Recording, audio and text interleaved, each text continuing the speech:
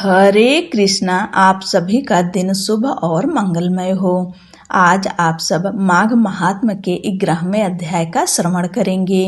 माघ मास को धर्म, तप और भगवत कृपा का विशेष काल माना गया है। यह मास श्री हरि विष्णु को अत्यंत प्रिय है और इसी पावन समय में भगवान शालिग्राम स्वरूप में अपने भक्तों का कल्याण करते हैं। शालिग्राम जी की केवल एक शिला नहीं बल्कि स्वयं भगवान विष्णु का सजीव प्रतीक है। उनकी पूजा से समस्त देवताओं की आराधना का फल प्राप्त होता है।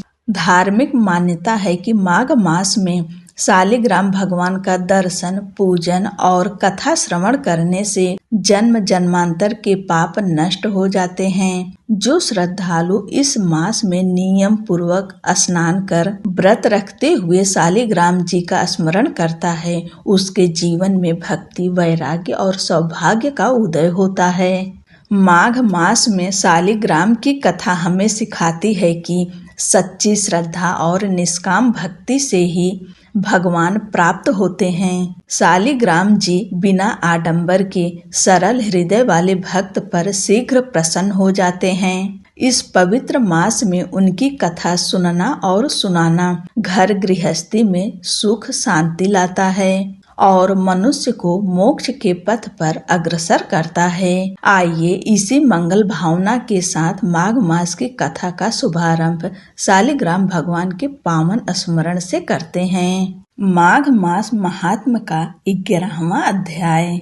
यमदूत कहने लगा कि हे वैश्य, मनुष्य को सदैव शालिग्राम की शिला में तथा वज्र या कीट अर्थात गोमती चक्र में भगवान वासुदेव का पूजन करना चाहिए, क्योंकि सब पापों का नाश करने वाले, सब पुण्यों को देने वाले तथा मुक्ति प्रदान करने वाले भगवान विष्णु का इसमें निवास होता है। जो मनुष्य शालिग्राम की शिला या हरि चक्र में पूजन करता है, वह अनेक मंत्रों का फल प्राप्त कर लेता है। जो फल देवताओं को निर्गुण ब्रह्मा की उपासना से मिलता है, वही फल मनुष्य को भगवान शालिग्राम का पूजन करने से यमलोक को नहीं देखने देता।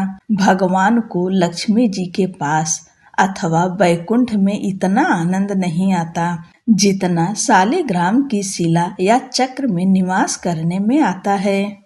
स्वर्ण कमल युक्त करोड़ों शिवलिंग के पूजन से इतना फल नहीं मिलता जितना एक दिन शालिग्राम के पूजन से मिलता है।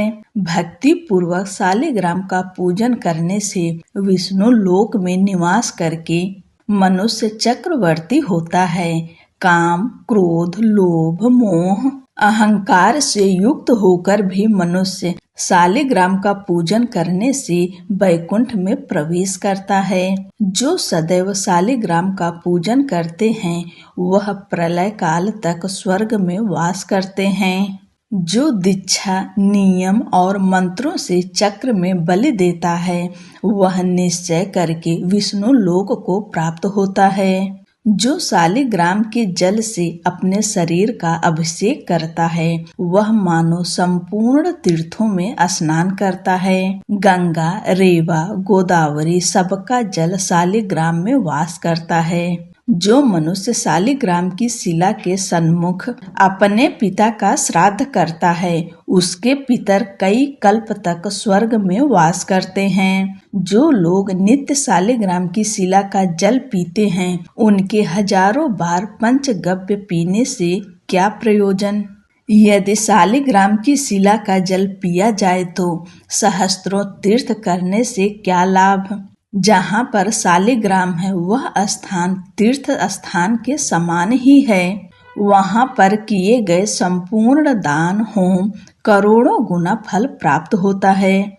जो एक बूंद भी शालिग्राम का जल पीता है, वह माता के स्तनों का दुग्ध पान नहीं करता, अर्थात गर्भाशय में नहीं आता। शालिग्राम शिला जो कीड़े मकोड़े एक कोस के अंतर पर मरते हैं, वह भी वैकुंठ को प्राप्त होते हैं। जो फल वन में तप करने से प्राप्त होता है वही फल भगवान को सदैव स्मरण करने से प्राप्त होता है। मोहवश अनेक प्रकार के घोर पाप करने वाला मनुष्य भी भगवान को प्रणाम करने से नरक में नहीं जाता। संसार में जितने तीर्थ और पुण्य स्थान है भगवान के केवल नाम मात्र के कारण से प्राप्त हो जाते हैं। बोलो शालिग्राम भगवान की जय। आज की कथा यहीं पर समाप्त होती है। अगली कथा अगले की वीडियो में सुनेंगे। तब तक के लिए जय श्री कृष्णा, राधे राधे।